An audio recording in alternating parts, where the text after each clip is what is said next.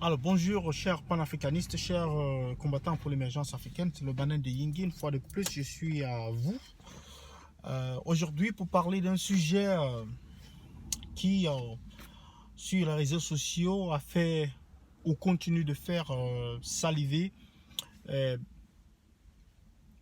les internautes. Il s'agit bel et bien de l'affaire de Patrice Nouma, c'est-à-dire ces accusations d'escroquerie ou bien de comment je peux dire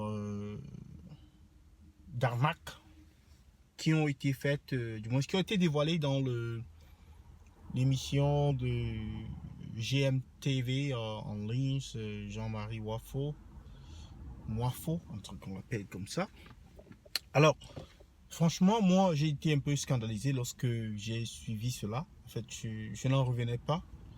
Et lorsque vous suivez les déclarations de Madame et Monsieur Bossu à ce sujet, vous attendez, c'est-à-dire le départ, ça commence tout doucement, vous dites, mais attendez, allez-y à la vitesse supérieure, on a envie de voir des preuves. On a quand même envie de voir des preuves, parce que c'est la question que tout le monde se pose, c'est l'attente de tout le monde, on a envie de voir des preuves. Et par la suite, ils sortent de Western Union. Alors, si vous avez déjà reçu de l'argent avec Western Union, si vous avez déjà utilisé Western Union, en fait, pour ceux qui envoient de l'argent, il est clair que lorsque vous envoyez de l'argent et que vous avez la possibilité d'aller dans un point Western Union, vous donnez juste votre nom, votre adresse ou votre pièce d'identité, on vous sort votre dossier en fait qui consiste de tous vos envois. Donc vous pouvez retracer tous les envois que vous avez faits, du moins ceux récents. Alors ici, il s'agit de reçus qui viennent de Western Union, donc qui semblent authentiques à nos yeux. Parce que quand on regarde ces reçus, ils sont destinés bel et bien à M. Patrice Nouma. Alors, il se pose une grande question. C'est de savoir pourquoi est-ce que M. Patrice Nouma ne se prononce pas à ce sujet pour des déclarations, pour des accusations que nous trouvons quand même scandaleuses et sérieuses. Parce que, voyez-vous, M. Patrice Nouma, c'est quelqu'un qui s'est montré par son intégrité, par sa rigueur, par ses ambitions, par sa critique, en fait, des erreurs, de la gabegie, du détournement, des escroqueries, des chantages, etc., etc. Nous aimerions bien savoir. Tout le monde aimerait savoir le clair sur cette affaire. Je pense qu'il est de l'intérêt de M. Patrice Nouma de faire la lumière sur cette affaire, c'est-à-dire d'être véridique et de dire aux gens vraiment ce qui s'est passé. Parce que sinon, le CCT, tout comme M. Patrice Nouma, en souffriront. C'est-à-dire ces rumeurs sont tellement scandaleuses. Je sais, on parle des détournements des milliards. Beaucoup diront il faut plutôt s'intéresser à ceux qui détournent des milliards que de regarder quelqu'un qui détourne 1000 euros ou bien 4000 euros comme il est le cas, on n'en sait rien. C'est des accusations qui ont été faites. Et moi, si on m'accuse d'avoir fait quelque chose comme ça, il y a des postures qu'on peut adopter. Il y a le silence, bien évidemment. Tout comme on peut décider de riposter. Tout comme on peut décider de répondre. De contre-attaquer ou de répondre simplement. Alors, la meilleure des postures ici, à mon avis, serait de répondre. Tu viens, tu donnes l'explication et puis tu dis ce qui s'est passé. Parce que sinon, cette tâche va au fur et à mesure s'agrandir. Parce qu'on connaît le dicton qui dit qui vole un œuf volera une poule, qui vole un veau volera un bœuf.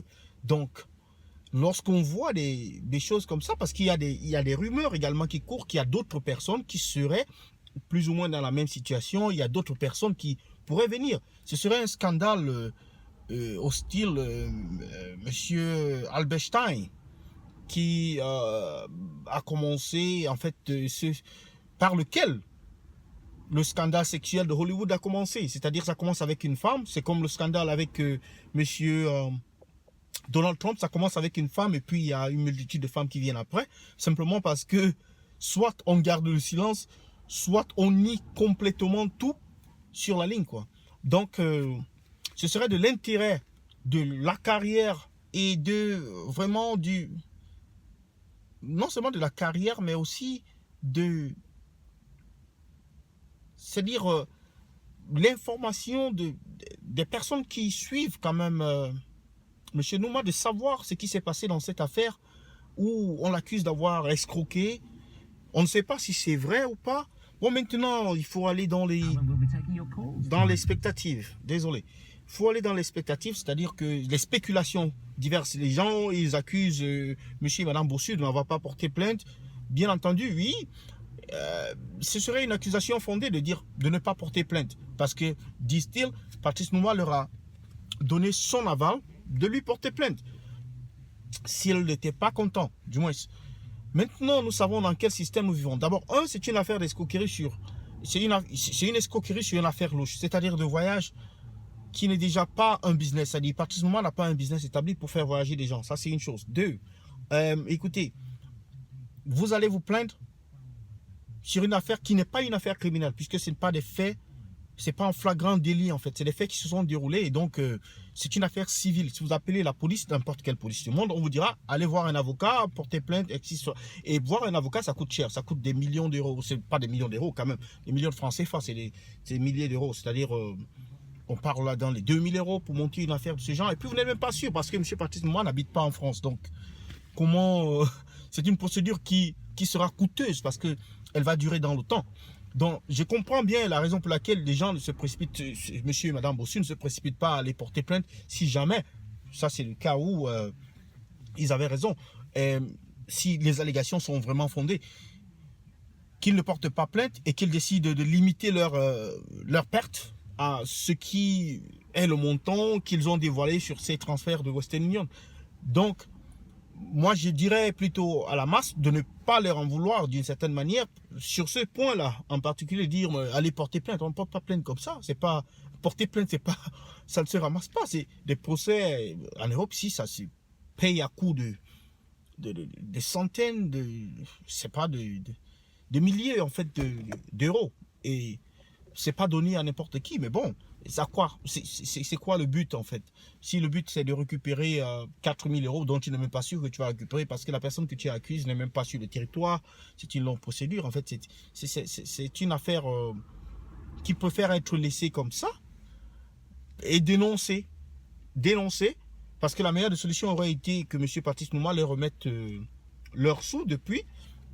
Si jamais il avait encaissé, comme les preuves semblent indiquer, ou simplement de demander pardon et de se justifier d'une autre manière. Moi, je ne sais pas, vous me direz en fait ce que vous pensez, parce qu'il y a certains qui pensent que c'est une campagne de destruction, c'est une campagne c'est une campagne qui vise à ternir l'image de M. Patrice Nouma, c'est une campagne, c'est une cabale vis-à-vis du combat qu'il mène, etc., etc. Mais simplement que cette affaire va à l'antipode des valeurs ou de la vision qu'il prône dans ses différentes interventions. C'est ça le problème. Donc je laisse ici à votre appréciation. C'est le banane de Yingui. Commentez, partagez et puis aimez la vidéo. Et puis c'est un débat qui va suivre. Il y aura une vidéo forcément que je vais refaire encore à ce sujet bientôt. Merci. Bye.